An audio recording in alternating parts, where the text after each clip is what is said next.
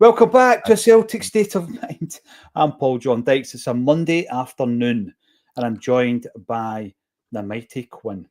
By the way, see that jersey there? That jersey right there, that's a cracker. What player springs to mind when you look at that jersey, Quinny? I've got McGregor on the back, but this is Ange season 1 shirt, memory serves me. So maybe a wee bit of Kyogo, depending on your nostalgia. A wee bit of Rogic, maybe? Oh, well, Rogic's last kit.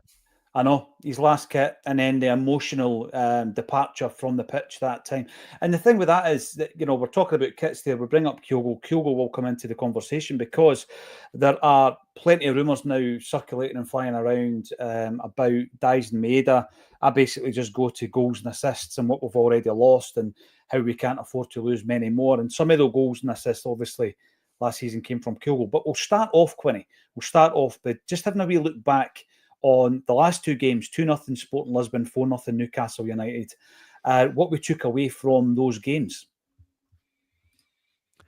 Overall, I think it's like, you know, I'm still in kind of aftermath Newcastle mode. I was away for the weekend, so I've been kind of getting myself up to speed over the weekend, catching the shows over here as well. Of course, there's a lot of the other Celtic fan media content. I always tend to pop up in live chats, so fist bumps have been going around this weekend. I think over both of them, like, it's very reminiscent of last season, getting those results in America against Chelsea and City.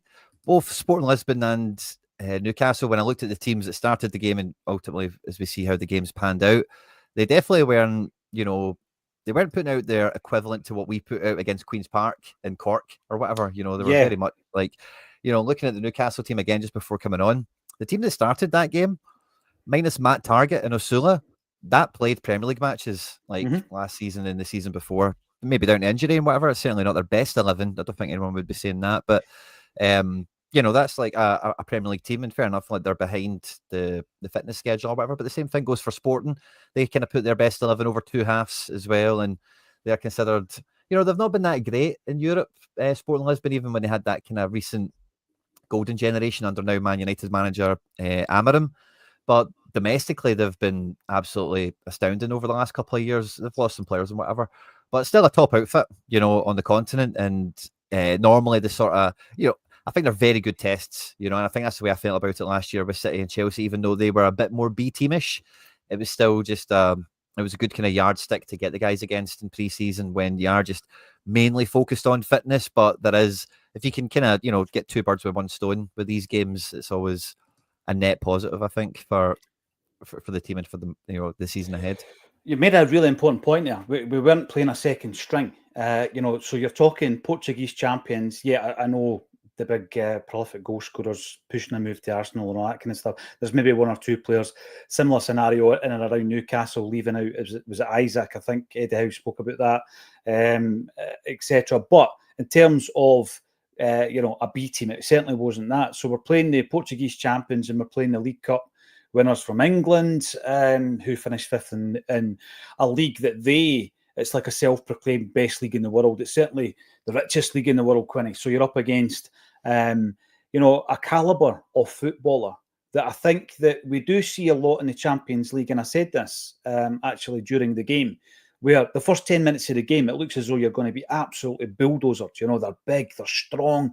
All that physicality that we talk about every single pre-season, we need to load this team with physicality. And they've got it in droves. It's like every player's got it. And then as well as the physicality, they're also very comfortable on the ball. And if you can more or less temper that and acclimatise to the speed and the tempo of that first 10 minutes, I think you'll be fine. We've seen that in games in the Champions League where you're looking at it thinking they could blow us away, but then they don't, because Celtic then absolutely settle into their own rhythm. And I saw a wee bit of that, I think, on Saturday. I thought to myself, right, this could be a tough one. But yeah, I was thinking back to the Chelsea and the Man City games last season. So it's a really good comparison to say, you know, that Chelsea-Man City challenge versus the Sporting Lisbon and Newcastle challenge. Yeah, I think we're looking in good shape, Quinny, but I still don't think we're anywhere near finishing our business in terms of, you know, strengthening the side. And we're going to be talking about some of those areas. I'm going to bring in some comments as well Brilliant as always, everybody getting right into the comments section. Going to start off with Keith Oakton. Always a pleasure to see you. Hello, and hopefully Plymouth is treating you well down there. The Urban Culture, this is something that we will discuss actually. Maybe we'll open up with this because out of interest, did Newcastle fans use any of the Celtic pubs? Now, Quinny's been involved in this, quite a few of them actually. We do fan zones at Barras Art and Design.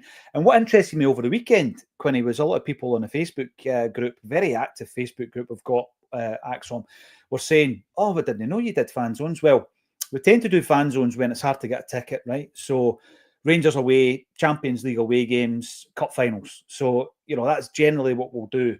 But what BAD are going to do on the back of that is they're also going to set up kind of fan zones for away fans when the time is right and when it's the right fan base. So I think when Ajax are in town, if they ever draw us in Europe, they won't be welcome because of what happened the last time. They ran riot down at the Barras and they were attacking people and all sorts. So they felt it was safe to get the Newcastle fans in. And from what I have seen, and I think this is the same with a lot of fan bases, Quinny. So I'm loath to dive in and say Newcastle fans equals bad. I'm loath to do that because I know it's not as simple as that, right? And I've also spoken about on this channel and a number of times, I don't have an English team. I don't support any other team than Celtic. I don't, emotionally, I don't care enough about any other team. If any team in England get beat, Quinny, I'm no fussed. I don't wake up the next morning, feeling it, raging, what I talk about. I just don't. The only football team that I feel like that about is Celtic. Now, if someone has got an English team, and I know some of the Acsom contributors do, fair play. But it's just not the way I'm built. It's not the way I'm wired, right?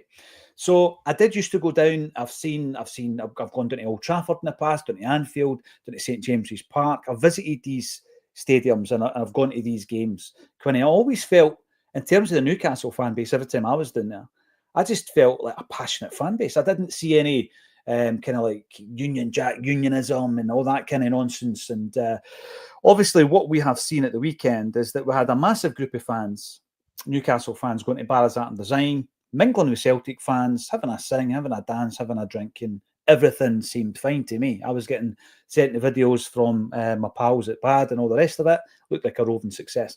But what you also had was a minority who were looking for bother, who were posting their stuff on their socials, bald, middle-aged men, Quinny, looking for a rock. They've watched Green Street or ID and they still want to live that life, and it's sad and pathetic. But they were the guys that went to the Rangers boozers. And you could add two and two together and say maybe there was a few Rangers fans with them when they went into the game. But some of the chants were just awful. Horrible songbook, Quinny, that kind of thing. So I don't think we can go studs in and say all Newcastle fans are bad. I don't believe that for a minute. But the ones who did indulge in that kind of singing and that kind of rhetoric aren't welcome. They're not welcome. Doesn't matter what team you're following.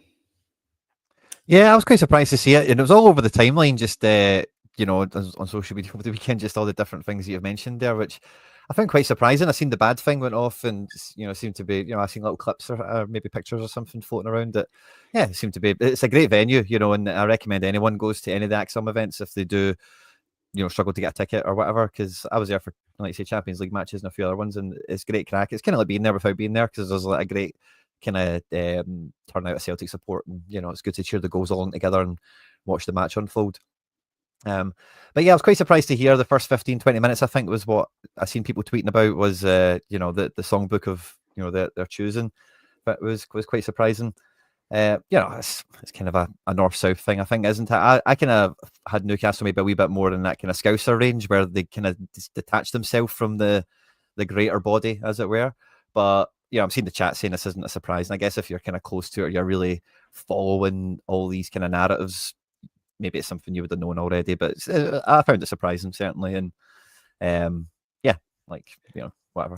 I've always just kind of taken the view, Quinny, that you're trying to make friends in scenarios like that. I always remember my uncles, my cousins and all that went to the World Cup in 1990. And when they came back, I was meant to be going, but we were moving house at the time. My old fella was working abroad, so I couldn't go. I would have gone free. There was some kind of deal.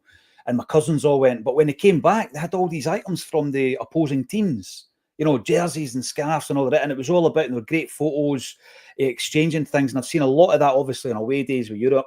it's about making friends. One of the best stories I've ever heard was young Joshua McLaughlin. We spoke to him on This Is Acsom, young boy at Celtic game and against young boys of Bern last season, and they absolutely adopted him as a kind of fan. And he's now his second team. Going back to my first point, his second team is young boys. They go, him and his dad go to Switzerland once a season. They're part of fan groups and all the rest of it. And that's the kind of thing that I love, because we don't have that kind of tribalism with a lot of the teams that we obviously face in Europe.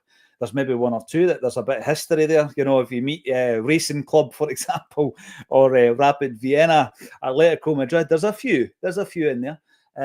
But Newcastle, I'm sorry, it didn't appear on my radar. There's a few people in here saying that, I told everyone about their fans, despicable bunch, Danny boy. I get it, the ones maybe that were in the stadium and causing that kind of feeling, but as I say, they're not all the same. I don't want to tar everybody. If you're in Newcastle watching this, get involved in the chat. Let us know your thoughts on that one. Jungle Lion, you're in as always. You're on the YouTube. First thing we learned: don't ask those supporters back again. So we've covered the kind of fan base side of it. Great turnout, Quinny. What a fantastic turnout for a friendly. But it flies in the face of us saying don't. Charge season ticket holders for a standalone friendly. Stick it on the book. It'll not happen if 50,000 people are turning up. I was going to say that as well in my kind of previous little bit there about it. I found it, quite surprising to see the Rangers end back as it kind of looked, on the pictures I've seen, and I thought, is that like a little subliminal one from the club? That like we can. We can do this for the right people, kind of thing. If people come in and behave, it doesn't really, it's not like it's not the club are pure against it or anything like that. Like say they've put season ticket holders' noses out of joint over this for a friendly, and they've sold those tickets or whatever. So I did find that surprising, or not surprising, but interesting. Maybe there's a little subliminal little thing where maybe a wee behind the scenes kind of thing that's aimed at, perhaps. But I want to say I've been to a lot of stadiums in England over the last couple of years, and St James's Park has been the best one by a mile. I went to see them beat Man United 1-0, which was a great game. I thought it was a great atmosphere. And like you say, I didn't see anything that would would have alluded to maybe what we got at the weekend there. So I just wanted to add in, St James's Park is a great venue. The fans are really good when you're there, but maybe we're not inviting them back to friendlies based on all that. But yeah, I thought that was interesting as well to see the Rangers end make a return. Yeah, I know, and we're now the holders, obviously, of the Adidas Cup. So I'm pretty sure that for the length of our contract with Adidas, we'll have trophy. It was a very cool trophy, yeah, presented by Roy Aitken, former Celtic and Newcastle man. And what I was thinking when he was presenting that trophy, Quinny, is we sold him for 500 grand in 1990. We sold Roy Aitken, right, for more money than we've just paid for Johnny Kenny and Hayato Inamura, who both played pretty well against Newcastle. What's that, 35 years later? Incredible, isn't it? It's incredible. And I know football changes and all that, but that was bizarre. That just, what did we pay? 150 grand for Kenny and 250 grand for Inamura. And there's Roy Aitken in 1990, at the end of his career, by the way, joining a Newcastle side that were in the second tier at the time. I think his manager, I'm not sure who bought him, but then when Ozzy Ardiles came in, Ozzy didn't fancy him, and his time at Newcastle was over. Paddy Lavery, you're in. We learned that Newcastle can't take a humping gracefully. Well, they came, they saw, and they got sent back down the road. Let's talk a wee bit about the game then. I was impressed. How could you not be impressed? And I want to start at the kind of on the back line. And we'll start with the guy who was named the stadium man of the match. It was Austin Trusty. And, the kind of narrative over the weekend was he's decent when he needs to defend, Quinny. Maybe knows good when he's got loads of the ball and he's got decisions to make on the ball in terms of starting attacking and all this kind of stuff. What's your take on Austin Trusty after a season?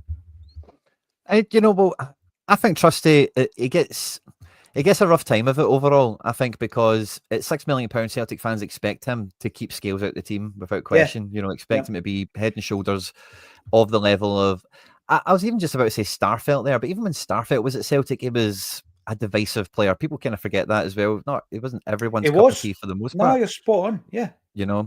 But I think everyone expects that's who he is on arrival.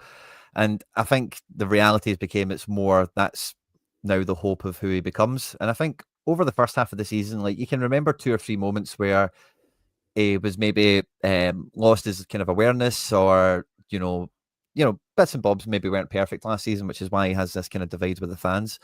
But the positives he's had have been, and I say the same thing about Scales, which is why I've always tried to keep him kind of in the conversation here with this stuff. But the positives that we've had out of them are significant. If you got the sort of results in Europe and Trusty, I did find interesting. I did my kind of analysis on him for the end of the season, like a week or two ago on Celtic Star here.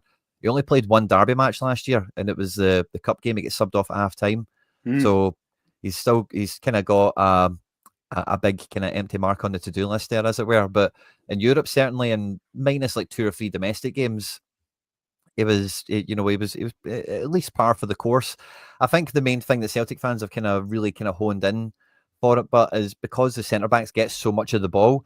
If one of them doesn't have that ability to break the lines with a pass or stride up another 10 yards, they both look really pedestrian, or they look very kind of one-dimensional, and then that just attracts criticism, So I think against Newcastle, I didn't watch the whole game. I just kind of caught the highlights back or whatever, but I would say it's a pretty safe suspicion he was defending much deeper in the pitch generally. He's not defending on the halfway line like we do against St Johnstone or whatever, and that's just maybe more his natural habitat, as I've kind of said about a few guys, so good to see. And again, I heard reference on this show, I'm sure, somebody saying like he's wanting to show himself against that Premier League opposition, even though he kind of was at the bottom end of the table, but and I definitely agree with that, definitely concur with that. I think you get that even in friendlies for our players, because there is like a chip on the shoulder kind of element that goes in with being a Celtic player versus a Premier League team, like we are good enough, even if it's players that have just showed up. There's an individual thing, perhaps aspirations for their career, or even just wider as all of us, and I'm thinking about Blackburn and Liverpool results as I'm saying this, where, like that it's just an unavoidable thing, because they're our neighbours essentially, so it's great to hear he's played every pre-season game. I was right up close and personal for the Queen's Park game. I was like 4th row from the front, and despite the horrible conditions, because it was really bad weather and a young team and a kind of questionable opponent or whatever, it was a decent standout on that day as well. And like I say, he's played every pre-season game. I think Rodgers has given him every opportunity to become his best self this year and do even better than last year. So yeah, I'm quite happy with him. Is there a way? I know that you look deep into the makeup and the shape and all that of teams, Quinny. Is there a way, going by what you've just said there, the attributes that Trusty has, is there a way in making them work in a Celtic team who don't play as far back as we did, as deep as we did at the weekend, 99% of the time in the domestic game, where basically the keeper's a sweeper and the 2 centre halves and the keeper are starting a lot of the attacks, right? He's not as good on the ball. That's what I've seen in my 12 months of watching him at Celtic. He signed in August last year. He's not as good on the ball. But as long as the partnership has one defender who can do that and use the passing, the breaking lines and all that kind of stuff, what you then you've got a partnership that's more important than the 2 individuals. And I think that CCV and Starfelt was the last time we actually had that.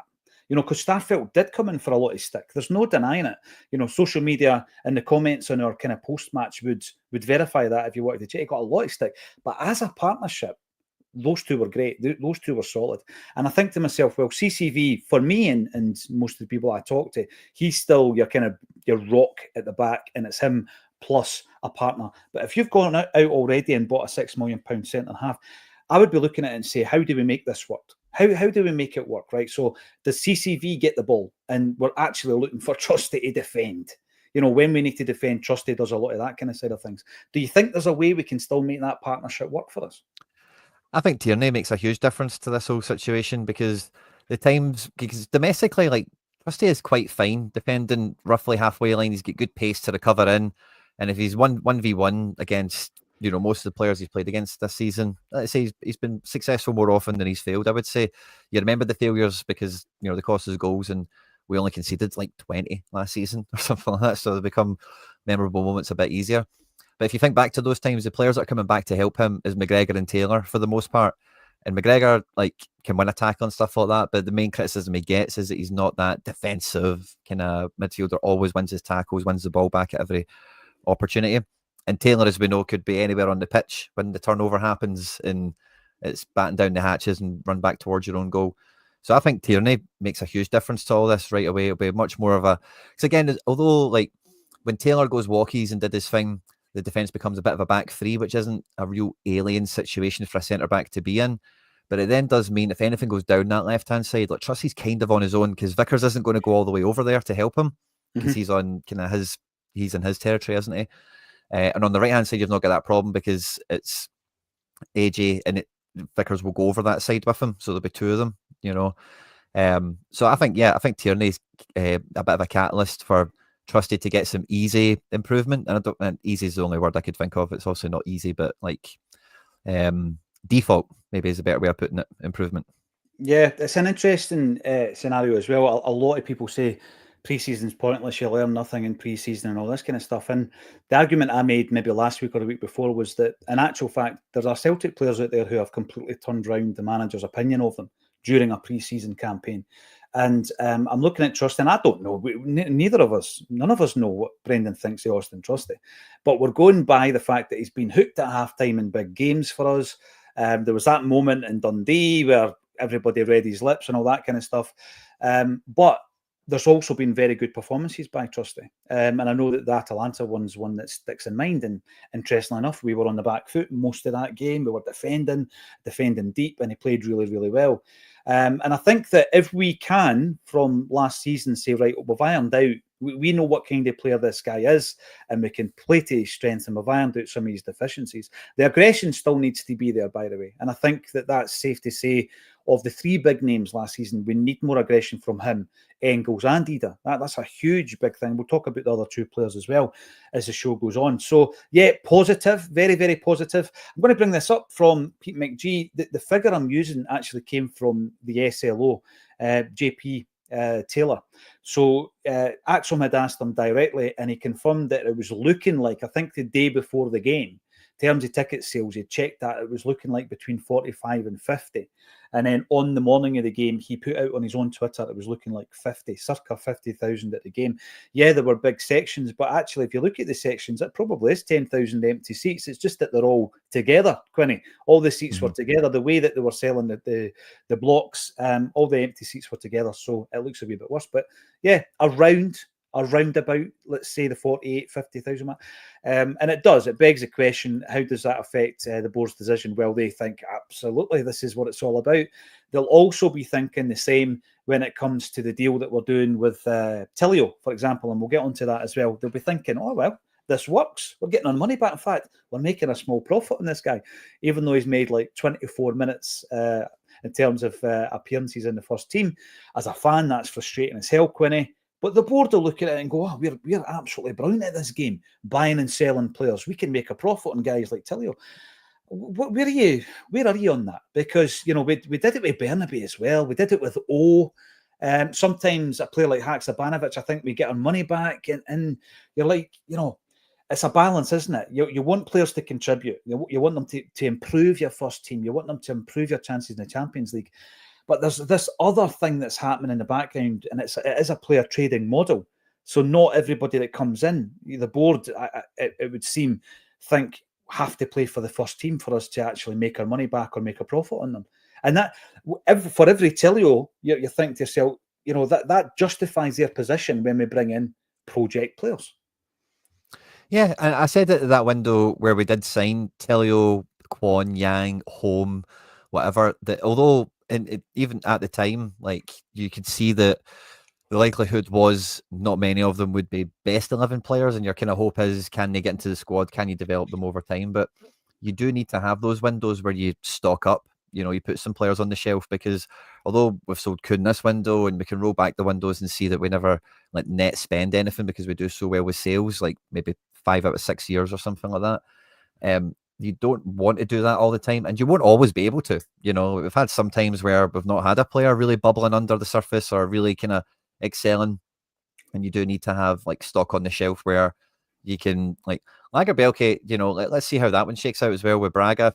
We'll probably have a wee sell-on clause with him as well, but that was quite a good, like, because he was like a dead weight at us. You know, we couldn't get him shifted. Gets a nice wee loan to Twente, which is a decent club and a decent league, and then All of a sudden he goes to Braga, who again are a pretty decent club and a pretty decent league as well. So it's a hard one to kind of think about, I think, for Celtic fans, because I don't think the Celtic fan on the street wants the club putting energy and resources into deliberately just hustling, the market, get a guy for $500,000, sell him for 1.3, and Bernabe, whatever his numbers were.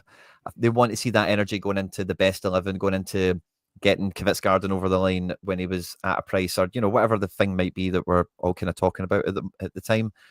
But it does, for us to get on par, and I was chatting about this last week, but if you look at the business PSV, Benfica, Bruges, and particularly have been doing in this window, now they're a few years ahead of us in terms of they've been selling players very well for the last couple of years, but they are really kicking on now after getting that taste of Champions League money last year, because it was the best paying out Champions League for clubs like us ever, even though Benfica kind of got to quarterfinals once or twice and that sort of thing. So we are just a little bit behind the game in that regard, and that is part of the game that we need to get up to speed with. Is Copenhagen today sold a guy to Benfica for 20 million that is 19, barely played football, and he's like a wonder kid in the making or whatever.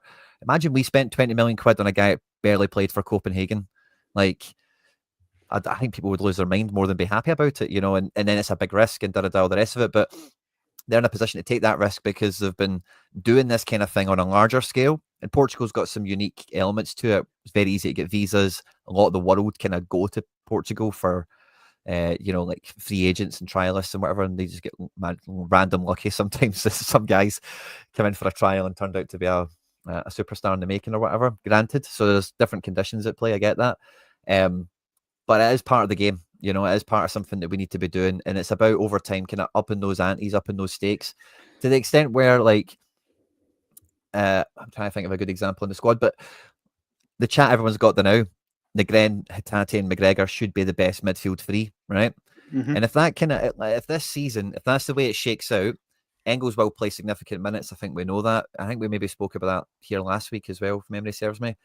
But if we end up selling Engels next summer for profit, a guy that wasn't really like in the best 11, you would say, in air quotes, and this is all hypothetical, of course, that's then the position that Bruges and Benfica and PSV and all these other teams have got themselves to, where they can sell someone at Nicholas Kuhn value that maybe isn't in their best 11, that maybe they actually want to sell this summer, whereas we're like, we want to keep these guys, we're trying to build.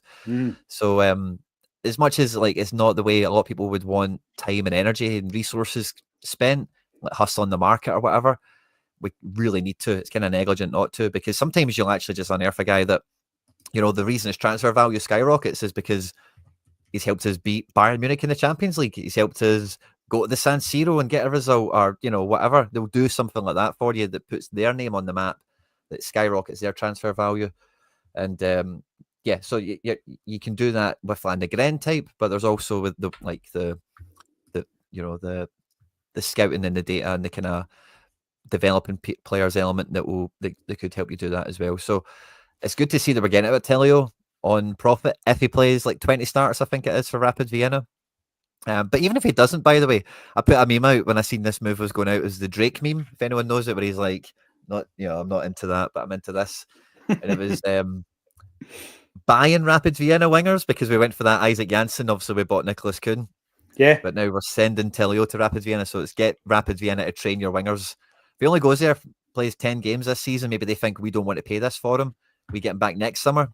Maybe he's a better player. Maybe he can be winger number 4 in the squad or something like that all of a sudden, and you've kind of got someone else to do your dirty work for you. Kind of what I wanted Bernabe to do, but never really, so it never kind of happened the way it did. But so I like the move.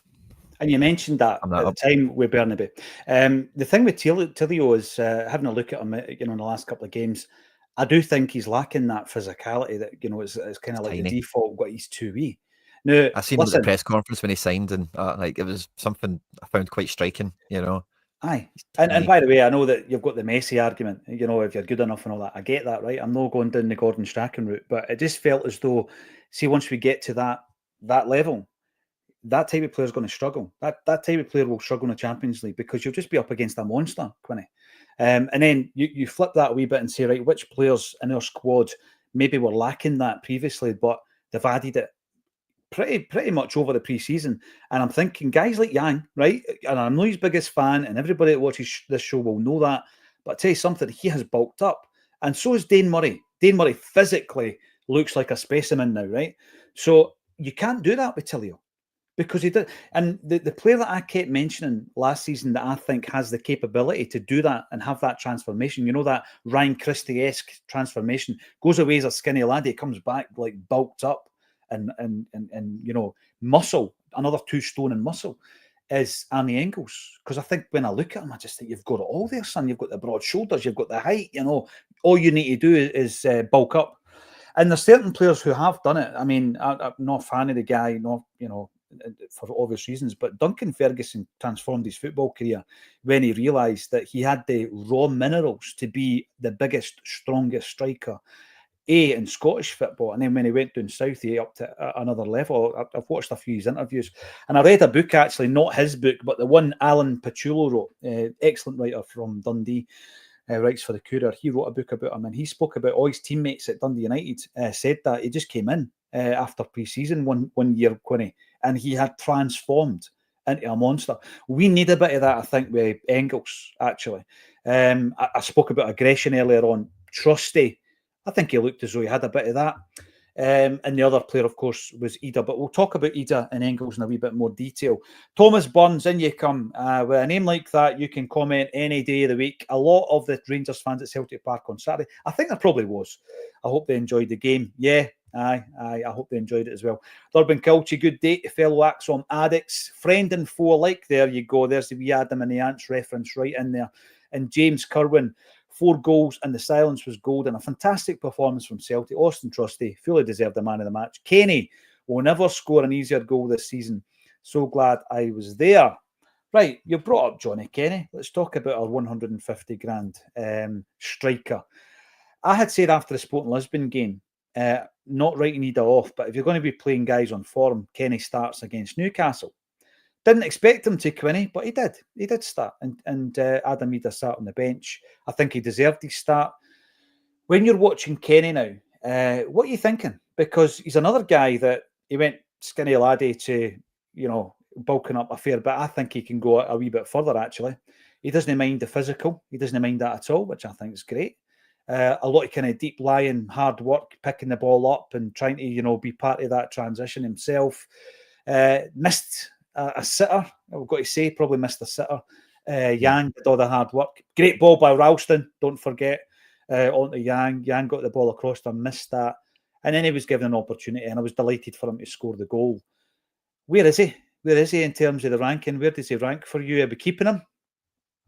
I wouldn't be against it. You know, we spoke about it last week, kind of tying him into Liam Scales, how in pre-season he really kind of just put himself into the manager's thinking and made it kind of unavoidable. I think if he's not been offered a new contract yet, we really should be getting that done kind of quickly and neatly, you know, just get tied up so you can move on with whatever the plan is for him. Because I think no matter what they were thinking, you know, having him on 12 months left is not going to be a profitable situation as it sits right now, where they keep him and play him and someone nicks him in January on a pre-contract or whatever, or, you know, something like that happen, you know. So I think that's the first thing is, you know, for the club, protect their investment on this one. Really need to get a new contract under his nose and get him signed up. I've always been open to Kenny and Yang like being in the squad, because I do think, again, like if you've got players that are happy or not happy but content with their position in the squad, and when they play, like the thing I'll say about Kenny, again, I always say about Scales as well, early doors, and I would say with Yang, the more time goes on, is they play like it could be their last game for Celtic, and that kind of intensity and desire as well, because it's like, I need to do well, I need to score, I need to show, I need to do it, and it's not motivated by some other thing or whatever. It's like really powerful, you know, it really is. And you get more out of people. You know, I always used to think that about Neil Lennon as a manager, that like Neil Lennon as a Celtic manager was, just to put this into words, right? So don't harm me on or don't come for me on the numbers, right? But it says Neil Lennon as a Celtic manager is 9 out of 10, right? Great Celtic manager, all the rest of it. Regardless of level, infrastructure, money, I just don't think Neil Lennon could be a 9 out of 10 manager anywhere else, because he's a Celtic fan, if you know what I mean, and being at that club. You know, it's maybe a bit more prominent with McGregor on the pitch, Tierney, whatever. But when you get that out of people, you just get more out of them. They play better. And I think Kenny like exudes that in a lot of ways, where he really feels that like every game could be his last. He needs to give everything to it. He does everything to the letter that the manager asks him for. And if he knows he's not going to start 90% of matches and he's happy to keep charging on and trying to get better, and when he does get minutes, the last 5 minutes against St Johnstone, the last 10 minutes against Bratislava or whatever it might be, again, he goes on and he plays like it could be his last. And, you know, the goal he scored was quite Tony Watt-esque against Barcelona, you know, and you're Tony talking, Schmeichel takes the Foster role, absolutely. Yeah. Route one, yeah. Yep. You know, the bounce off of Xavi and whatever, you know, kind of Pope getting done for the header. But, you know, and that's kind of what his job in the squad was back then, was being the, you know, when you come on, you play for your life here, you know, and you give us everything. You're not going to start every week. And Rodgers has already intimated he's wanted someone in that position in the squad. I guess he signed Osmond with maybe the thought that Kenny wouldn't make this little bridge that he's made recently. Yeah. So it's a funny one with what we do with them all now. But I don't think the way the pre-seasons went, Kenny can't, for me, if we don't keep Kenny in the squad, like I said about him before, we need to loan him into Holland, Belgium, Portugal, or something like that. You know, not loaning him into Scotland, because the sort of things we've seen good about him that you've been highlighting, like this build-up play, his kind of football kind of IQ as it were on the pitch, it's not really going to get any better playing for, you know, Kilmarnock this year or whatever, you know, defending for 90% of the game and whatever. You want to play in a league where you'll get to do that week in, week out for any team. Even the bottom teams will play like that, you know, to an extent. You know, it's a good point, actually, because we did try and loan him out to Queen's Park, remember? And yeah, it didn't work. It just didn't work. And at that point, it looked as though that was it. It was game over. His Celtic career was over. He was going back to Ireland to try and win a move. That's what it looked like at that stage, Quinny. So I agree with you. And that's why once we get to this point where, and hopefully we're building it up to the point where we've got quite a few partnership clubs, the cooperation agreements, etc., between clubs, that you're selecting clubs that do play a similar style, who do have a similar mentality, because, as you say, what benefit are you going to get if you're a striker that never touches the ball? You know, you're just going to fade away into obscurity. So, yeah, absolutely. And then what does I would just caveat that as well, because the chat's picked up on it as well. Someone in the chat said St Mirren. I would make St Mirren probably the only Scottish exception to that. What's the manager's name again? Stephen Robinson. I think he's a really good manager. I think St Mirren, for the most part, do play like really, might not be exciting or attacking all the time, but it's always quite well thought out football, you know, tactically and all that kind of stuff. So, and I know Rodgers, and he always bums up Robinson whenever we're playing against him and stuff. So yeah, I can see St Mirren. I would go along with St Mirren, but outside of that, not Aberdeen or anything. I wouldn't waste our. I don't think it would work out. I wouldn't bother. No, you're talking there about other Scottish football teams. I was looking at Stephen Presley's Dundee at the weekend.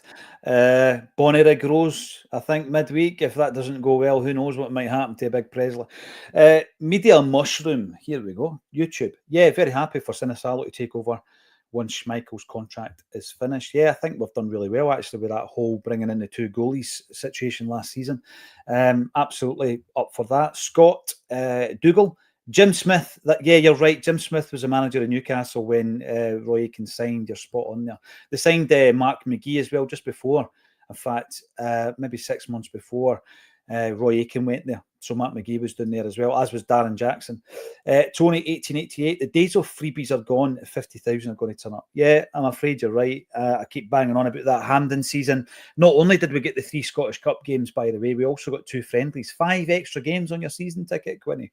Dear me, that's how Fergus McCann did it back in the day. Marcus O'Hara, yeah, Boston Lava went for 7 figures, 3 million quid. I think he went for. That was an incredible bit of business. That, by the way, Brown Warrior. Also, you're in on the YouTube. Scales took that header like a top striker, smashed it past the keeper. By far the best centre back in the opposition box on set pieces at Celtic. Right, so to round up the defensive chat, then let's go to left back. What's your thoughts being on Inamura? He's a surprise package of the pre-season, isn't he? He is, yeah. Well, last week we were quite heavily linked to Flavio Nazinho in Belgium, and it felt like that was like a link that was almost like, oh, this guy's signing. That's kind of the way it goes sometimes with Celtic and these unknown guys, where, you know, they happen quite quickly. You know, so I felt like that was happening last week, but it hasn't. I don't know if that's because of Inamura or if it is just, you know, one of these kind of rumor mill things that kind of goes nowhere. It's just all all smoke and no fire, or whatever the saying is. I think he's looked handy enough for the most part. My worry still is just with how green he is, or how kind of wet behind the ears he is, and how many like super important matches are we going to have this season? Let's say 14. A couple of a bunch of the derbies, hopefully 10 Champions League games. How many of them would you play him in? How many would you be content that he had to come in at an emergency situation for, or seeing a game out, or So that's the point where I'm still kind of like, I don't really know, like, because if you go, yeah, he looks great, let's just keep him and run with him, but then we bring him off the bench for the last 10 minutes against Ajax and we can see the goal, and then he's, we shouldn't have Inamura in the squad, and we should have done this, and so that's kind of the last hurdle I've got with him. Is I don't know if it would. Yeah, I don't know if I'd be happy taking him into those games as things stand. That is the thing, Quinny, because instantly he goes from that surprise package of the pre-season to a 250 grand punt. That instantly is what happens. And by the way, when you look at last season and the backups that we utilised at left back, you had Alex Bailly coming out of the Barcelona academy. He'll be facing us if we do indeed play Como the next batch of games. Someone who's coming from a good pedigree, if you like, an academy like that, be that PSG or Barca, you can see the quality that comes out of that. And then you've got Jeffrey Schlupp, a guy who won the Premiership down in England. With both of those players, there were games last season where I was like, they're not up to this. And I would suggest they're a higher caliber of player on paper than Inamura is. So absolutely, I get that. And a lot of people were saying going into the Newcastle game, they wanted to see him. They wanted to see him up against opposition players who, were of a higher quality. So it'll be interesting, I think, to see how he develops. Ian Roy is in as well. Do Celtic never give our free tickets to kids or boys club? It's all take. This is a fantastic point, actually, because I remember talking to my local football club, talking about empty seats, and I went back to a very early episode of the Anfield Wrap that I listened to, and they spoke to someone who Liverpool years ago had employed, whose belief was there should never be an empty seat at Anfield. And even if that seat was given away, it shouldn't be empty, right? And every single seat has got a value depending on, obviously, the demand, etc., etc. So you look at tiering available seats price-wise, and then you start looking at other groups who might benefit from it. And there are so many groups in every community, actually, that would benefit, be that kids, underprivileged people, the unemployed, minority groups who want to feel a sense of community can often do that through a football club, as we should know, Quinny. So I agree with that. I just think there's a certain point, there's a cut-off point, Ian, isn't there, whereby it's like, right, we're not going to sell any more tickets. Let's make sure that every seat is full. It takes somebody to obviously be the manager of that scenario. Maybe that's what holds it back. I'm not sure. But there was a great episode. I should actually share it on the socials. And the guy, it was all about percentages in terms of empty seats. And it goes, a club like Liverpool, and I believe a club like Celtic should never have an empty seat. And what I mean is a seat that's unsold. I mean, sometimes people can't get to the game and they just don't turn up, and you can't do anything about that. So I agree with you, Ian. I think it's a great point. Urban Culture, Pope was getting it tight. Yes, he was, but we're not quite sure which Pope. Absolutely. How confused do you think he was during that? Probably a wee bit. He probably thought he was getting a bit of heat from his own fans. Yeah, absolutely. Right. Brian, I share your view here, right? And I'm just going to use this, and this isn't big big data figures, but if Maeda and Kuhn and Kyogo were to combine their goals and assists last season alone, Celtic lose 97 goals. Right. Now, that's it. That's all you need to know. That means there's no argument. There is no argument. So we've already lost 52, Quinny, with the departures of Kuhn and Kyogo. We cannot. I don't care what money we're talking. Honestly, I don't care. I don't care if it's record-breaking transfer fees. We cannot lose Dyson Maeda, and we've got to get him signed up on an improved deal. People keep saying, he's got plenty of time. Yeah, he's got plenty of time on his deal, but we want to make him happy. We need to improve that deal, because at this stage, we cannot afford to lose him. I totally agree. But the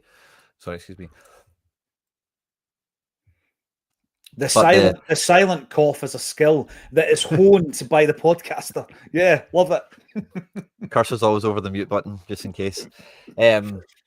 The only caveat I would have to that, but is if Brentford are actually interested in him, we need to severely bend them over the barrel here, because they have just brought in a wad of cash. They've sold one guy, and apparently the interest in Dyson is if they sell the second guy that they're after, in Buemo and Wissa.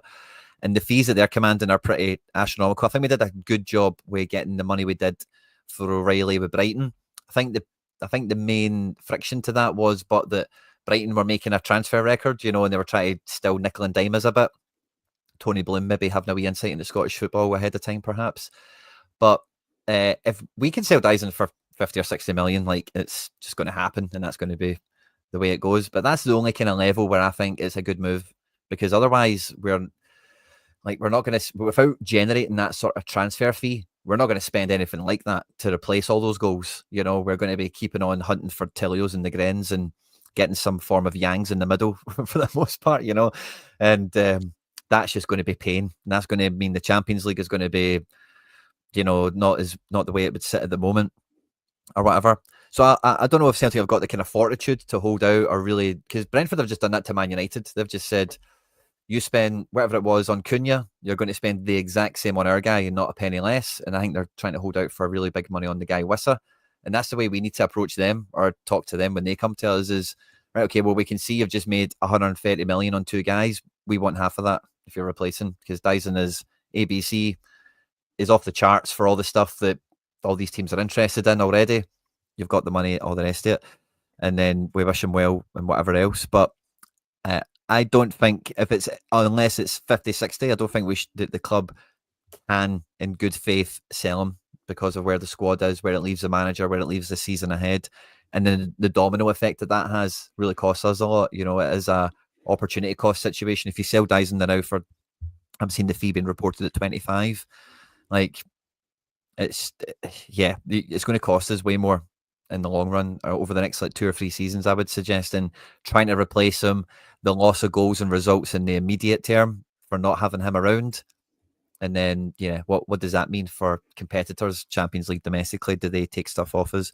Like last season, the opportunity cost on Kyogo stopped us, I think, beating Bayern Munich, and definitely stopped us winning a treble, And you just need to do that with Dyson, but over the next 2 years, because how long would it really take for us to, like, if we just replace Tierney with Tierney after 6 years, So, like, it has to be mega money, double O'Reilly. Like, that's what it has to be. Because his USP is, like, there's not many guys around like him. He's quite a unicorn, in that regard. So we need to be super tight on that. I agree with you. And I just, when I look at the goals and assists lost from last season, Kyogo, has he been replaced? No. I mean, you're not trying to convince me that Shin Yamada is a replacement for Kyogo, or Callum Osmond's a replacement for Kyogo. And then you look at Kuhn, and from the wing, the goals and assists that he contributed as well, and you think to yourself, right, so where are they coming from? We brought in Nygren. Nygren's clearly a midfielder, and we'll talk about that as well.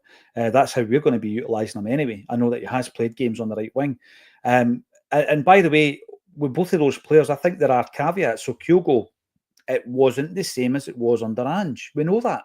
We absolutely know that. And then Brendan started talking in his press conferences, talking about, if you don't want to be here, you can go, etc. So there was a breakdown somewhere along the line, Quinny. So yeah, you understand the element whereby, okay, we're going to cash in, we're doubling our money, and it's not really working with Brendan as well as it did with Ange.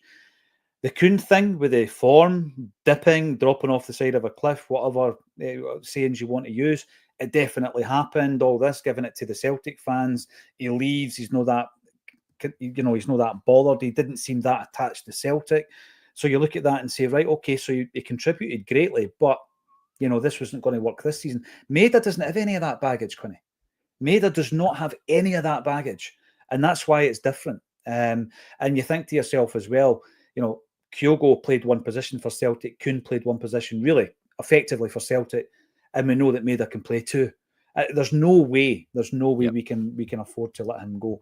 I'm going to bring this in here, Pete. If we're referring to the Kano, the last time I interviewed somebody from the Kano, they bought other season tickets. They raised money to buy the season tickets for the young kids. I don't know if there's other groups that Celtic give kids tickets out to. I'm not sure, but if it's the Kano you're referring to, they actually purchased their season tickets. Marcus O'Hara, Ralston is basically the squad bodyguard who sometimes has to play a bit of ball. And I love that about him. And Alex Birrell comes in. Love the Bricky smiling after putting Gordon off the park. But what a ball he played to Yang. Now, we're in a situation, we've just been talking about Maeda. There's another thing. There's another reason not to let him go, Quinny. We've just sold Kuhn. We're allowing Palma and Tillio to go. Yang has made it known that he is interested in exploring a move. What does that leave us with? I'm losing track. That leaves us with Maeda, an injured Jota, and an aging James Forrest. It does. It leaves us with very little. And when you look at the kind of the depth and quality we've got, or maybe not quality, but the depth we've got, the candidates we've got for centre forward, Osman, Yamada, Kenny, and Ida, it's just totally flipped on its head from having too many wingers and like one striker to now we've got no wingers and too many strikers, very quickly.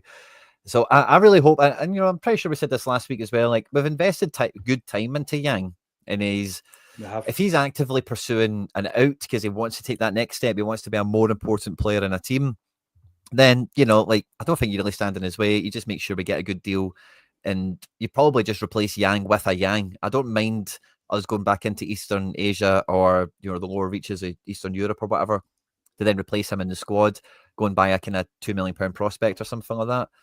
But it's the whole one in, one out thing that feels like Celtic are living with is becoming very prohibitive. We're waiting on Palma and Tillio, like really crossing the T's and dotting the I's on their deal before we do anything, which is just, it feels very, it feels just a wee bit too pedantic, like we know these guys are going to leave, they're hustling, the deals are 99% there. And yeah, I'm sure the guys in the club have had experience of these things falling through at the last minute and whatever. Yeah, we've all been there, I suppose.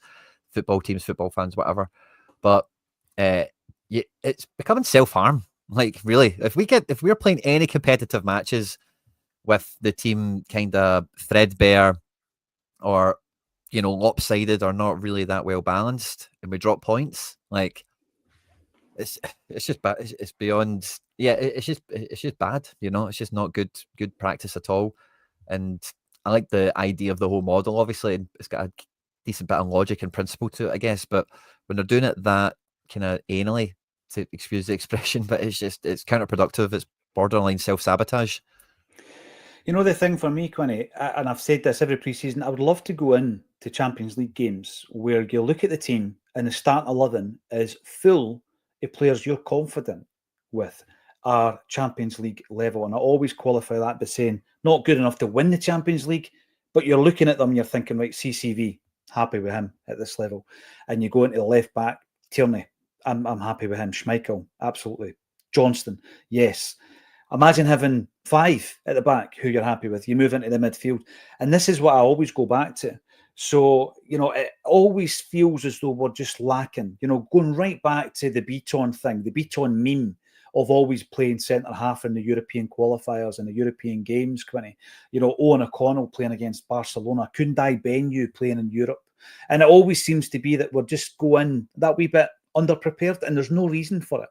There's absolutely no reason for it. It's actually not good enough that we're talking about bringing in players now to be ready for the Champions League games next month. That actually is not good enough if we want to get right into it, because you should have been planning way ahead of that. You should have been bringing players in January so that they're bedded in, knowing that we're playing Champions League qualifiers. But we won't labour that point, because if you want to get right down to it, Quinny, that's a fact. It's not good enough to bring in a player now and expect him to be ready in a month's time to play in 2 of the biggest games we'll play all season. What's your thoughts in the comment section? Keep them coming. Smell the Glove says Dyson does the job of 3 players, reward him accordingly. David Stalker, if we sell Maeda, this board need out ASAP. The reason I brought this up, David, is can you imagine, Quinny, the meltdown if Maeda was to go? Seriously. I mean, I always go back to the fact that we normally sell 2 players a season, not always in the summer.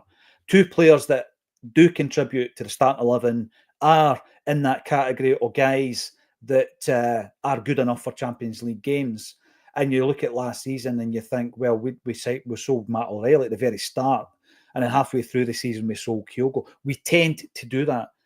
Don't let it happen this time. The meltdown would be, seriously, it would be the worst meltdown we've seen in some time. Yeah. Well, I was mentioning other teams in the continent earlier, in Bruges. Again, I maybe mentioned this last week, so sorry about being a broken record perhaps, but they rejected an offer from AC Milan for their midfielder Jashari, who I believe we were linked to when he was coming out of Switzerland, for 25-30 million euros, and they're insisting on their price, and they're just saying tough luck, and that's little Bruges, they've not got much of a TV deal themselves, they don't really do that great in Europe. For the last 2 or 3 seasons, probably been their best of the last 25-30, I would say. They've got, I get to put a tweet out at the time, like big balls on Bruges, you know what I mean? Turning back big money, and that's what we need a bit of now. Big balls. We can do it.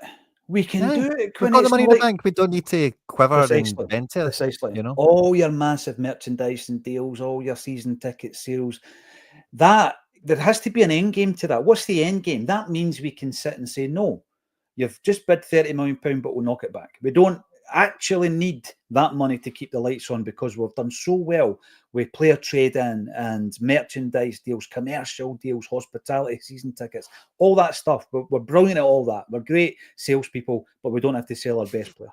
We don't have to sell our best player because we've got all that money in the bank. That's what we want to see as fans, because otherwise, as someone who invests in the football club, and we all invest in different ways, be that time, money, effort, whatever it could be. The season ticket, that's your biggest investment, isn't it? Unless you're a shareholder. And you're looking at that and you're thinking, right, but what's the end game? To just make as much money as you can, or to have as much success as you can. And that has to go hand in hand. So, Celtic, the way that they are sitting at the moment, should always be dominating Scottish football if you want to look at the financials. So it needs to be a point of, right, there's an opportunity here to build on last season's success in the Champions League. We've got to build on that. Don't draw us right back to a point where we're 3 players short again. And that's what would happen with Maeda. John Watt, Helmendam of the sell Maeda. Yeah, I think we've got a wee trend developing here. Martin O'Neill. Get the shark suit. Get the shark suit. Champions League money is worth more than what they'd offered for Dyson. No sale. We need the Japanese boy more than the board realise. And Brown Warrior, for me, the board should approach Maeda, offer him 40-45 grand a week, get him to sign an extension with a £40 million buyout clause attached. If he says no, keep for 12 months and then punt. It would not be a popular move. There's another couple of guys I want to talk about, Quinny, and on this show we constantly talk about the development of our youth players, bringing guys through from the academy system and then bleeding them into the first team. And I'm looking at this pre-season, and of course there's been a few youngsters involved. In the earlier games, I was impressed with Ben Summers. I thought it kind of showed that he's got senior football in his legs. That showed there's an experience and a maturity there, and a composure as well on the ball. But in the last couple of games, I've got to say Donovan and Murray have looked pretty good. What do we do with these guys this season? It looks as though Murray's definitely a backup for Brendan, isn't he? Yeah, I think Donovan's a player, again, we've mentioned a few times, I think. He's quietly a really good player. I was surprised to see, and again, I didn't watch the match, but this is from accounts I've picked up elsewhere, that he came off the bench to play centre-back in the second half, Donovan, which I thought was interesting to see. I think he's a guy that could do with a loan to kind of anywhere in the top flight in Scotland. It's not going to do him any harm. Just need to lift his level and get him some of those Summers minutes that you can mention. You can kind of see that with him. He's kind of been at that kind of level. And I think that's probably the way to go. I feel quite similar with Kyle Ure as well. It feels like he's probably spent a year or two too many in the B team. Mm-hmm. And at the age and the contract he's on at the moment, he's just signed a new one recently. He would probably do well with a loan. I seen Jude Bonner opened his Ayr United account on his debut, a wee friendly goal. Apparently it was a bit of a screamer as well. I've not seen it or anything, but so yeah, maybe Scottish Championship for one or two of these guys could be okay. Maybe Kyle Ure could work there, maybe at Queen's Park or something. McPherson, maybe the same. Donovan. I think these guys, like Donovan, I've only seen him in the B team for 1 year, so maybe there's an argument that he could do another one before moving out, but he is so close to the first team as far as youth players go, where he's played a lot this pre-season. He's been never present. He got actually onto the bench last season just from his B team and youth performances or whatever. Scotland Youth International now as well. So maybe, but I doubt it. I think if you could get him into, Dundee or wherever, I don't know, and he plays 10 to 15 matches a season, I think that would be a good kind of pathway for Sean Maloney to maybe try and carve out for him. Oh, we brought up Sean Maloney. There we go, Sean Maloney and his role. Interestingly enough, I think there's a whole show to be dedicated to what's happening in the background at the moment with regards to the pathway and the women's team and the B team, and what's happening up at Barrafield. There's how do we join the dots here? Could someone explain? That'd be great. Sean Maloney would be a fantastic interview right now. I don't think the Celtic media team would give us him. Anyway, Irishman in Porto 2002. But do we have a board? This is the pertinent question, actually. This is what it comes down to. Do we have a board that would do what you said and grow a set, right? And they're sitting there saying, we don't need the money, £25 million. Actually, if you do knock back a bid and you make sure that everybody knows about it, Quinny, you set out your stall and you basically say, it doesn't matter if you're offering, you're going to have, there needs to come a stage, right, where our best player's worth more than 25 million as well. That needs to happen. You know, Van Dijk, when we sold him, I felt he was undersold. I think I really do. And I know we got a really good sell on, but at the time I felt he was undersold. And then but because we're Celtic and it was, I think at the time, 12, 13 million that we sold him for to Southampton, still a big fee. We need to get to that point where we've done everything else so well, we don't have to take 25 million. But do we have the board? Do the board have the balls? There you go. There's the big question, Quinny. Yeah. It's hard to say. Hopefully this is their time to kind of show it, because I think that would probably do them a lot of favours with the Celtic fans, you know, to show that kind of, that steel, that kind of fortitude with, you know, knowing, because again, what is the value of a football player? It's totally abstract. We're all making it up, right? Really, you know, Benfica say we're not selling Enzo Fernandez for 100 million or anything less, although the guy's never played in a top 5 league or anything. And if someone agrees to that, then they pay the 100 million. Then Benfica, you know, it's all abstract, you know. And he's worth what the club accept. And like I mentioned before, like Celtic really, with Dyson, really need to know what they've got on their hands. Now that he's added goals into his game after last season, Champions League goals no less as well. You need to really know the value of the player. You need to really know what is, if you are going to try and buy Dyson Maeda, like Celtic as a thought experiment should try and replace him with an unlimited budget. Like if we had all the money in the world, who is better than him at all the things we know he's excellent at? And they'll see the list very quickly, and it's like 3 guys that all play for the Argentina team or something like that. You know, they're £100 million players themselves. So I hope so, but there's no evidence to suggest they are. But I hope so. Now this is a great opportunity for them to kind of show it. And do we have the recruitment team who would identify the talent that we require to replace him? That's another consideration. River C comes in to say, getting the great white one out now. You are, of course, talking about the shark. That's what you're talking about. You're getting the great white shark out, talking to sharks. If Maeda was to leave, Quinny, I would do my version of the Indianapolis monologue from the Jaws movie. I would do my version of that. Some might think I'm jumping the shark when I do it, but I will definitely do that, and I've guarantee you I will, because I'll not be a happy man that day. Listen, thanks every single one of you. We touched 2,000 on the live. That's nuts. Can I just have a wee shameless plug if that's okay? I'm going to be live in half an hour over at Celts here. We've got some cards coming out today, some Celtic stuff happening. So just wanted to say, if that's okay, I'll be live at 2:00 over there. If get on it. Get in the chat. If this 1 hour and a bit wasn't enough for you, in half an hour, Quinny's back live again. It's brilliant. Get in on the chat, get involved, and subscribe to the channel as well once you do that. Thanks, everybody. 2,000 live. I looked up there. I looked in my left-hand top left of the screen. There was 1888 sitting watching us here on this Monday afternoon. Subscribe to the channel. Give us a big thumbs up, and we'll see you again tomorrow at 12:30 on A Celtic State of Mind.